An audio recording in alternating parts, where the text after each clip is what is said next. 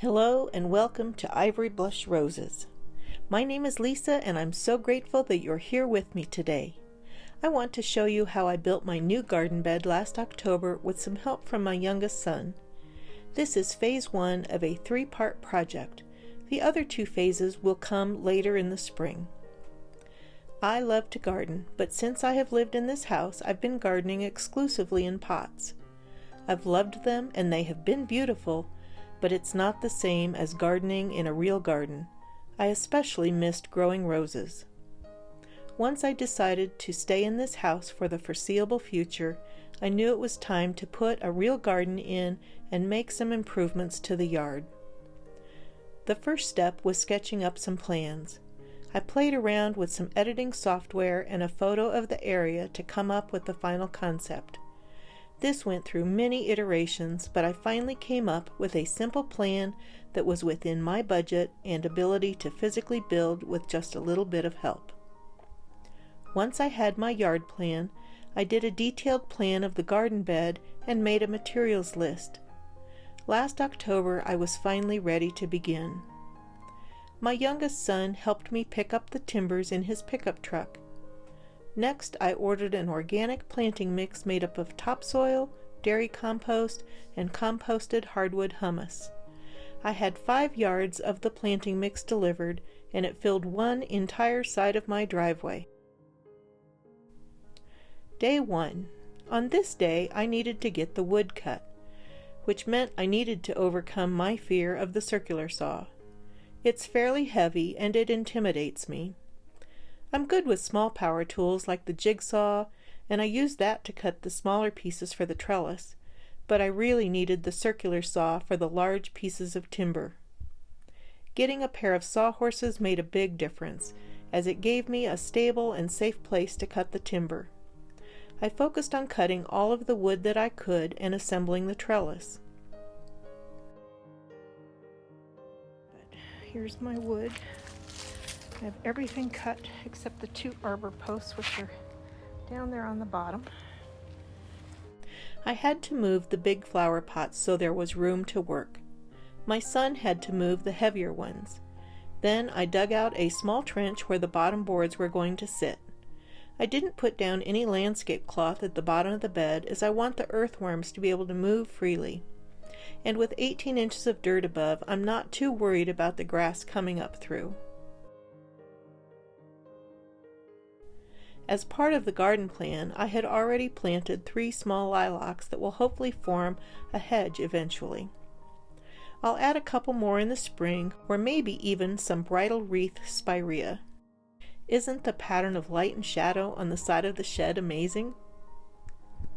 The goal for next spring is to move the shed back about 6 feet so that it clears my office window and improves the view. Once the shed is moved, we'll build the back garden bed and connect the 2 beds with an arbor. The trellis we're building will be 1/2 of that arbor. I'm hoping that the view from my office window will be a full view of the arbor and its climbing roses and perhaps a clematis vine. My youngest son came over after work and helped me get the first layer of garden bed boards assembled.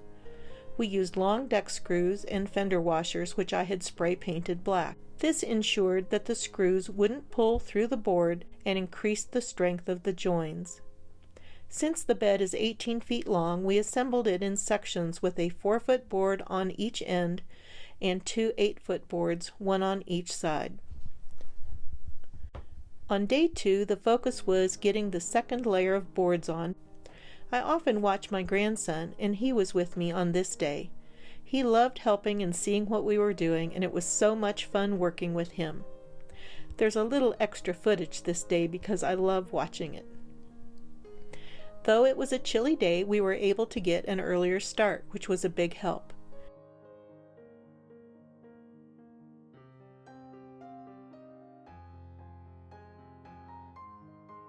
I'm using 2-inch by 10-inch boards that are 8 feet long.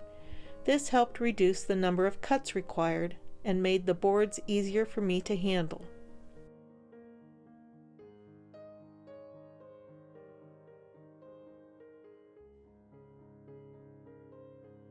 Once we had the second tier of boards assembled and in place, we added 4x4 braces at the front corners and also where the sections joined. The far end is going to be a trellis and is going to have 4x4s that are 7.5 feet tall. I also cut some 2x4 pieces to use as intermediate braces in the middle of the 8-foot long sections. We ended up using one of those on the short end where the trellis is going because one of the boards was bowing outward and needed reinforcing. Day 3. What a gorgeous day! I was on my own this day, and so I focused on attaching the 2x4 intermediate braces.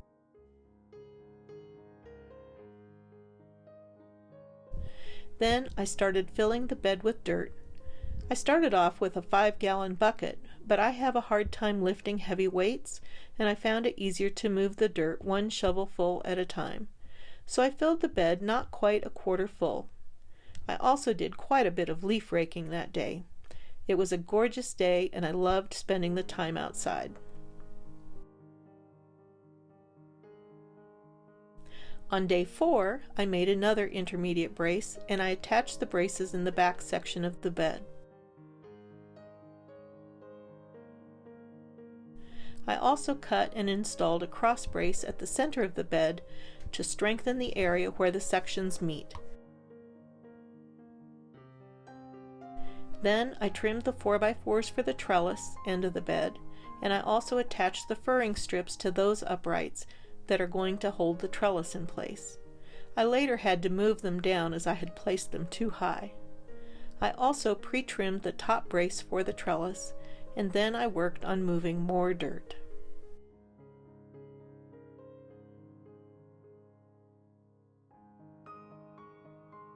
When my son arrived, we got the 2 uprights in place and leveled.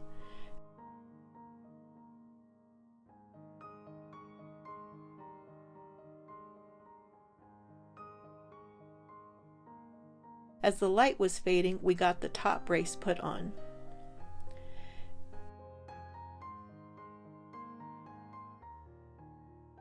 Day 5. It's now Friday.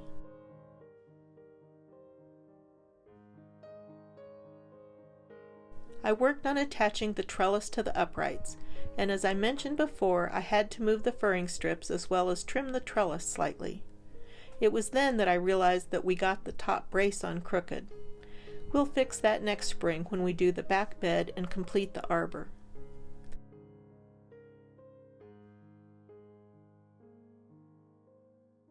Once I finished the trellis, it was time to fill the rest of the bed with planting mix. I shoveled and shoveled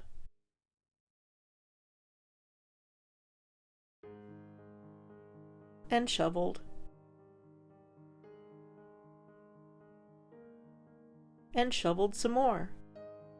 I put a post on Facebook with a photo saying, "Anybody want to come shovel dirt with me?" How surprised I was when just a short time later a friend showed up with shovel in hand and helped me finish filling the bed. He did more work in 15 minutes than I could do in 2 hours. It meant that I was able to plant the majority of the bed that evening instead of the following day.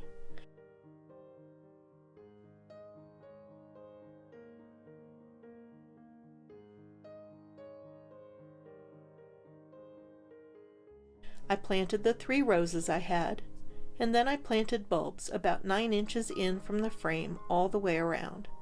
These are a mix of daffodils, hyacinth, and a few crocus. I also had a few plants that had been given to me, and I put those in as well. There were a few clumps of blue clips campanula, though I'm not sure they're going to make it because they were already pretty wilty. There was also a coral bell, which is one of my favorite flowers, and I had a small starry flowered mum, and a clump of perennial pink geranium, also known as cranesbill. The 3 roses are a new DawnClimbing Rose next to the trellis. In the middle of the bed, there's a fairy rose. It has tiny pink blooms that are only about 1 inch to 1.5 inches in diameter, and it blooms sporadically throughout the year, but it's most beautiful in September and October. At the front end of the bed, I planted a gentle Hermione English rose. I hope to get 2 more roses to plant in this bed, a Lady of Shalott English rose which has beautiful apricot to orange blossoms, and a Boscobel, an English rose which has deep pink blooms. I had both of these in my garden in Greeley, and they bloomed prolifically and were my favorites. On Saturday, day 6, I moved a bunch of iris that were planted behind the shed. Since the shed is going to be moved, it will cover up that bed, and it's not very good dirt anyway. So I thought it was better to go ahead and move them now to allow them to settle in over the winter and hopefully bloom well in the spring. Once the shed is moved and I redo the back garden bed, they may get moved again. Truthfully, there are way too many iris in this bed. Most of the iris are from my sister, and they are a beautiful blue and yellow blossom, extremely hardy and very vigorous. There are also a few purple iris.